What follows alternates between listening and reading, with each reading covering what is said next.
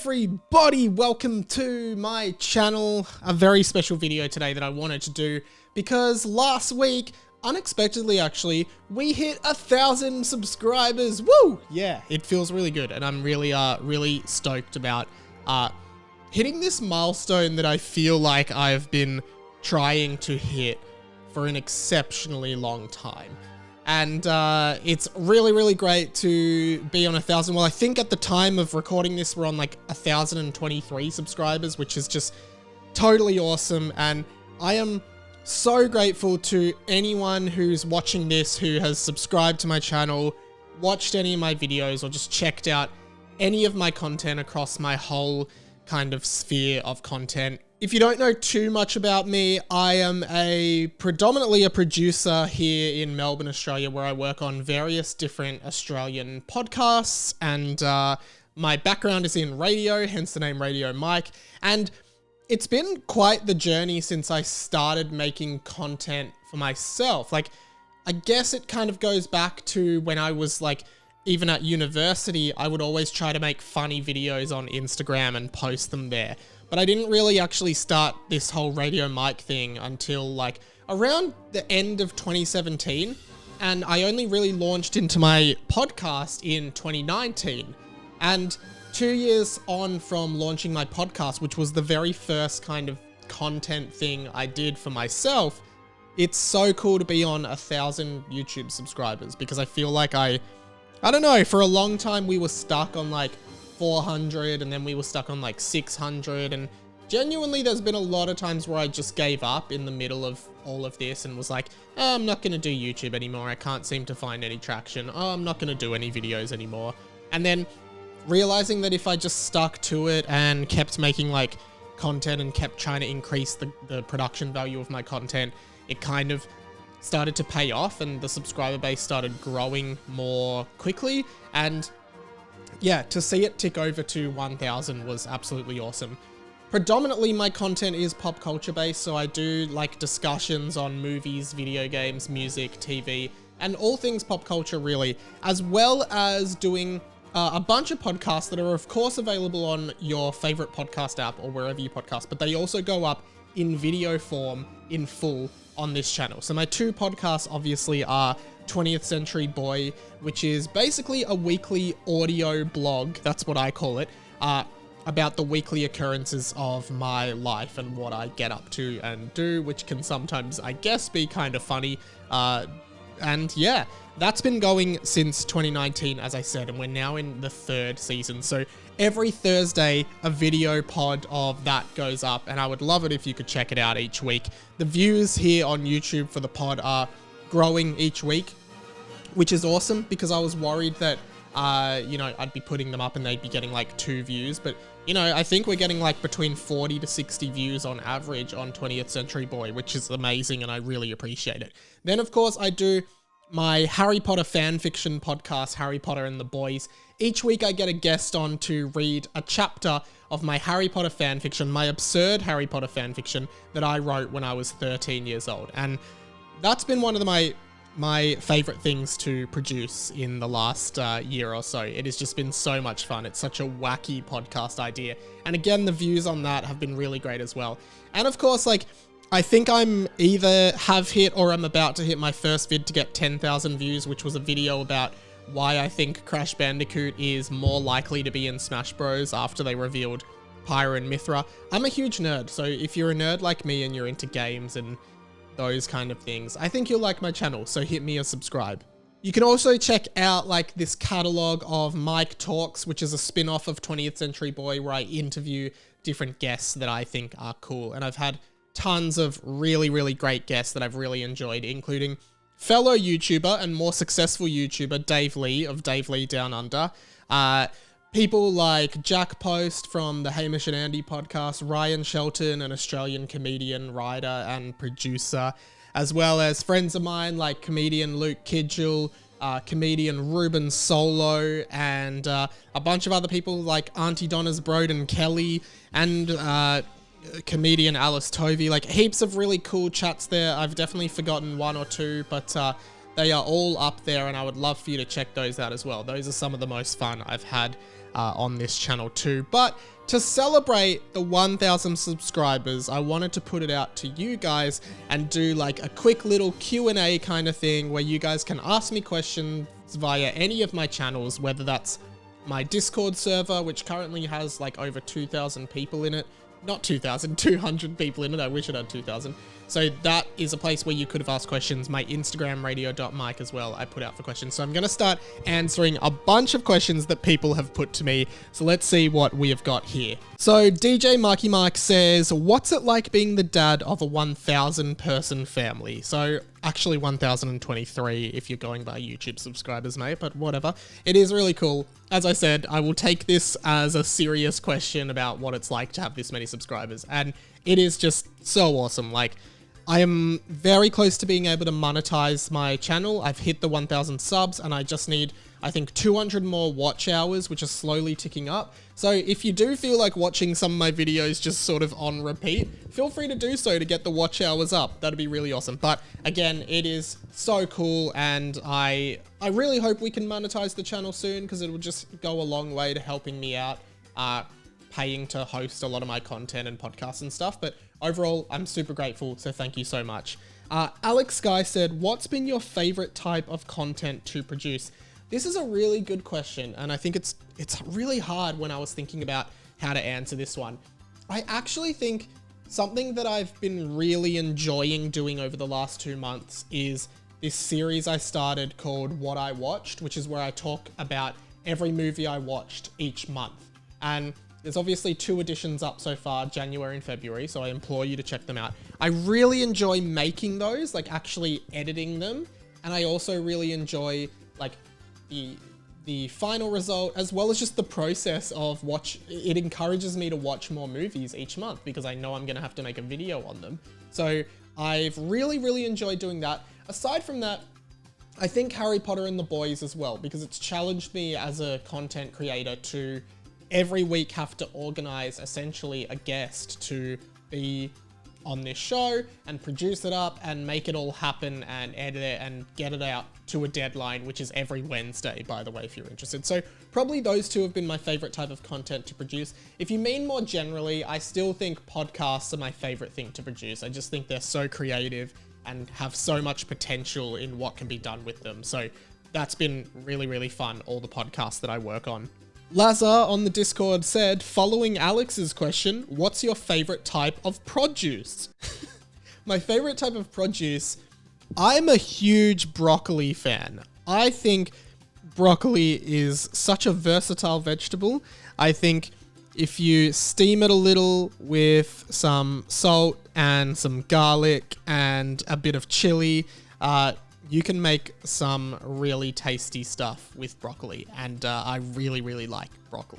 Other than broccoli, I eat a lot of tomato, and I really like pumpkin and potato, but I don't really have it that much.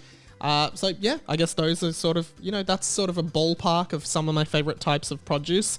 Mason says, where are you planning on going with your stuff in the future? Live shows? Also, cheers, mate, on getting to 1,000 subs.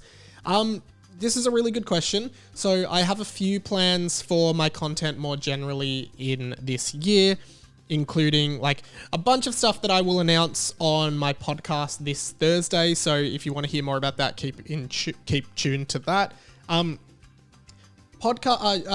Live shows is something I would like to do, but I think something that people maybe do or don't expect about me is I'm a really anxious person. And I think the reason I've always been drawn to radio and podcasting is because you never actually have to face anyone.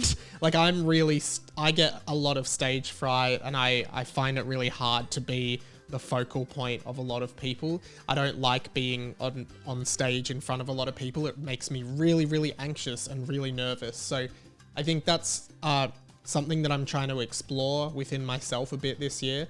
Live shows would be great, but that anxiety definitely slows me down a lot. But if people want it, it's something that I would really like to try and work towards making happen. I think Harry Potter and the Boys would work really well as a live episode.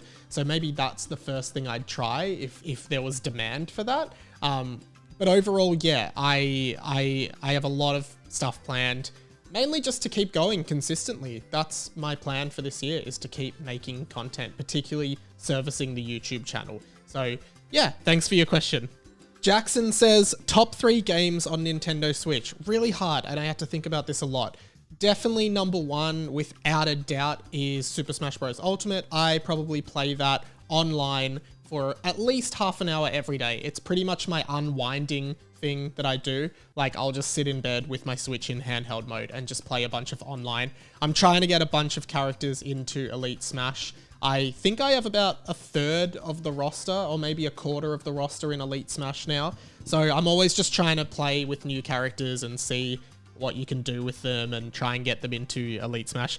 Other than Smash Bros. Ultimate, I think Super Mario Odyssey was a really, really great game that I had a lot of fun with when it came out. So I think that'd be up there. And then one that I played recently that the more I've left it, like I beat this game, and the more time has passed, the more fondly I've looked back on it, which is Luigi's Mansion 3. That is a really fun puzzle kind of adventure game.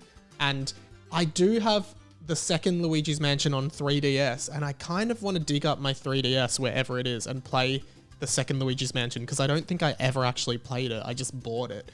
So yeah, I think those would currently be my top 3. I also had a lot of fun with Crash Team Racing on the Nintendo Switch, but that's not an exclusive. So if you're going by exclusives, those would probably be my 3 favorite exclusive Switch games currently. Sid Window says, what media from pop culture had the biggest impact on you personally? And then what fictional food or beverage would you like to try? As far as media from pop culture having the biggest impact on me, I don't think I can go anywhere here except The Simpsons. I think that show was hugely inspiring to me, really helped shape my comedic sensibilities, and was just like, is still a huge part of my life. Like, I love The Simpsons. I regularly quote it and think about it and engage with it. And funnily enough, my first ever sort of content thing that I did was when I was at a community radio station here in Melbourne, and I did a Simpsons themed radio show every Monday night from 8 to 9 p.m, where each episode of that show we would review an episode of The Simpsons and play a bunch of Simpsons themed games. So I would say that if it weren't for The Simpsons, I wouldn't have ever taken that first step into making content. So definitely that. As far as a fictional food or beverage that I would like to try, I'm trying to think of ones that I know, like Duff, but I don't particularly love beer, so I wouldn't be dying to try Duff. Butterbeer from Harry Potter, which I did try at Universal Studios in Osaka and really enjoyed, so maybe that. But the one that springs to mind more than anything that I definitely think I would like is Slurm, which is the soda, the green soda from Futurama that comes out of that big worm monster's ass.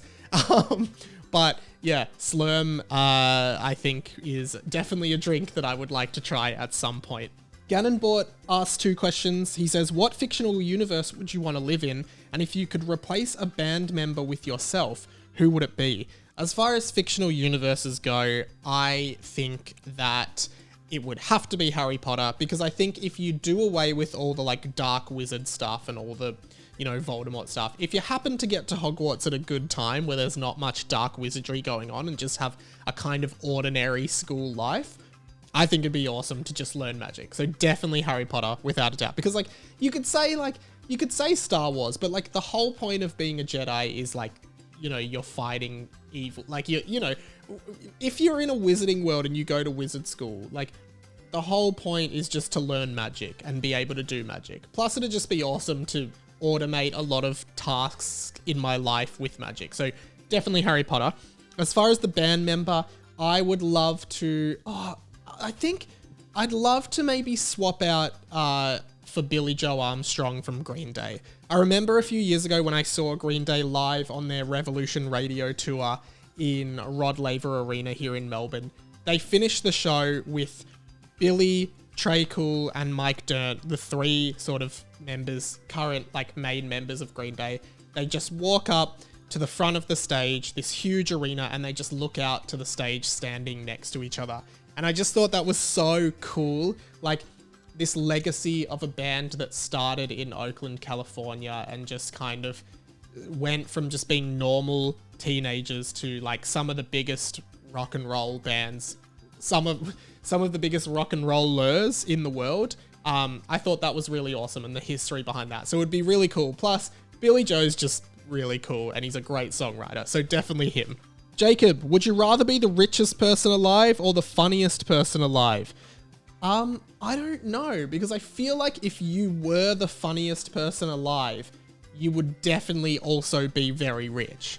And I don't think I would ever want to be the richest person alive, because I think being the richest person alive always means that, I think most billionaires are not necessarily ethical people. I don't think there are ethical billionaires. I don't think you can become a billionaire without exploiting capitalism.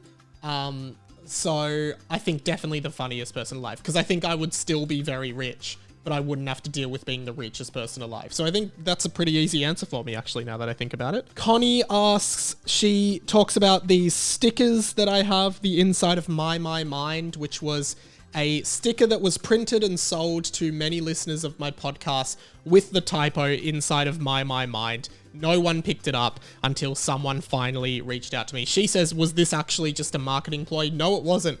This was a genuine typo that was made, and I sold them without realizing the typo. It's definitely one of those mind illusion things where the word my here and the word my there, just like your brain doesn't process it twice. So not a marketing tactic, just an actual fuck up.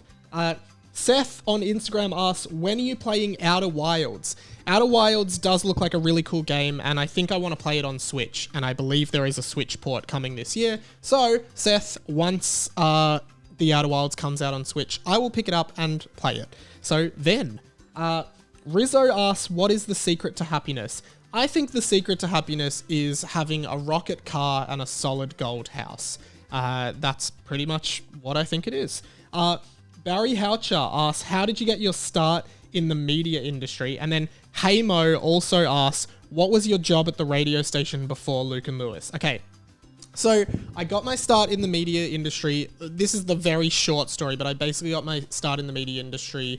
I did a Bachelor of Communications Media here at RMIT in Melbourne, and while I was doing that degree, I was doing Sin FM, which is a community radio station here in Australia, and I was doing that Simpsons show that I talked to you about. And then I basically, the transition from community radio to commercial radio happened when one of my friends from uni, her mum, Dee Dee, was quite a successful radio broadcaster in Melbourne that had been like on commercial radio in Melbourne for many years, and ended up connecting with her, and she threw me a ton of opportunities, and I will be forever grateful for her for throwing all these opportunities for me, teaching me a bunch about the radio industry. And then so huge thank you to Dee Dee Dunleavy for that. From there, I transitioned over she was on AM radio. I then transitioned over to FM radio and started working my first job there, which was an overnights paneling gig, paneling like the soundboard of an overnight show on a radio station called Triple M. And then I was essentially working on that show for a very long time. I then moved to Fox FM, which is another radio station here in Melbourne, and was doing work there. And I was just basically paneling a lot of different shows. Particularly back when I started, a lot of radio stations needed live panel operators in studio to manage. Even when shows weren't running, they still needed to panel out what was happening on air, whether it's just music or whatever it might be. They've since changed that because they've upgraded their system, so a lot of that stuff is automated, and a lot of those jobs are now gone. But at the time, I was doing a lot of that manual paneling stuff of like music and networked radio shows and things like that. And then I was working at Fox FM, starting my shift at 6 p.m. and Hamish and Andy were doing a drive radio show that year, and they finished their show at 6 p.m. So I used to sort of go into the studio to set up as they were packing down. That's kind of how I met Hamish and Andy. And then after that year, they started their podcast, and that's when I got the job on their podcast and have been doing that ever since. So Luke and Lewis came about in October 2017, I believe was the first show. And before that, I would just say I was doing odd paneling jobs around the radio station for different, for both Triple M and Fox FM, just different shows that they had on, particularly late nights and early mornings and overnights. So yeah, it was a big snowball effect basically from there. B. Diggsy says, would you rather fight one horse-sized duck or 100 duck-sized horses? I mean, I don't think I could hurt an animal. Like, I just, like, now I sound like a vegan or vegetarian, like I eat meat, but I would never want, like, I guess if you had 100 duck-sized horses, you'd just be, like, kicking them, and, like, you know, if you had to fight them, but I hate even the thought of that, so I think it would be the one horse-sized duck, and I would just run away from it and let someone else handle it. Kieran asks, who has been your biggest influence in getting where you are? That's a very hard question. I grew up listening religiously to Hamish and Andy, so they were a huge influence on me wanting to work in a creative industry and field, and continue to be. Ryan Shelton, who is a writer and comedian from Australia, was also a huge influence on me. I love all his stuff, and I always just thought he was absolutely hilarious. And then, I don't know, I always really just, I don't know. I don't know from there. I would probably just say that Hamish and Andy were probably my biggest influences in wanting to get into radio, which has now sort of snowballed into podcasts. And I realize that's probably not that interesting because a lot of Australian, young Australian men were probably influenced by Hamish and Andy the same way I was. But yeah, I used to listen to them pretty religiously. So it's been really cool working on their show as well. Yeah, those guys, Rove, I used to watch a lot of Rove. I loved that. That's kind of how I discovered people like Hamish and Andy and Ryan Shelton. Loved that show and everything Rove did on that show. I thought it was just some of the most fun TV. And I also loved shows like Thank God You're Here. And I was always just really into comedy shows. So yeah, all of that stuff really kind of stuck with me. Roland asks, do you like other series other than Harry Potter, like Percy Jackson or Hunger Games? So I feel like you mean more broadly like young adult fantasy kind of novels. I never got into the Hunger Games. I have seen all of the movies, but the last one, I haven't read any of the books. I never particularly, like, I like the concept of it. I think Battle Royale, the Japanese film, did it better. But yeah, I never got too into the Hunger Games. Percy Jackson sounds cool, but I've not read any of the books. One series that I love is the His Dark Materials trilogy, which is Northern Lights, The Subtle Knife, and The Amber Spyglass, an amazing fantasy trilogy that you should absolutely read.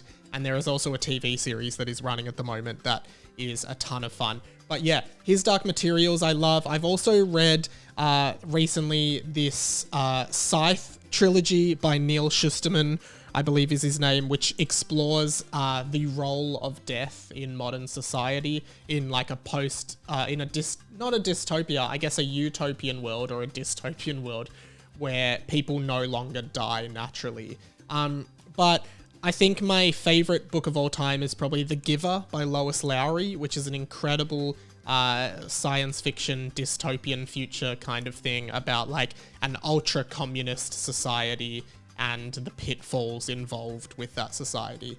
Really great read. But yeah, I'm open to reading more young adult fantasy novels. If you have any recommendations, please send them through. A few more questions. Labrini asks, what's the best thing that came out of lockdown for you? I think the best thing for me that came out of lockdown was just this realization that I kind of needed to make things happen. Like, I realized that I was pretty depressed over lockdown, as a lot of people were. And I realized that I just needed to actually act and make things happen if I wanted them to happen. I couldn't just sort of wait around for things to happen. Yeah, so that kind of motivated me to make more content and to think more laterally about how I can achieve my goals. So thanks for your question. Attack Jack, what's the worst game, movie, book, and series you've played, watched, or read?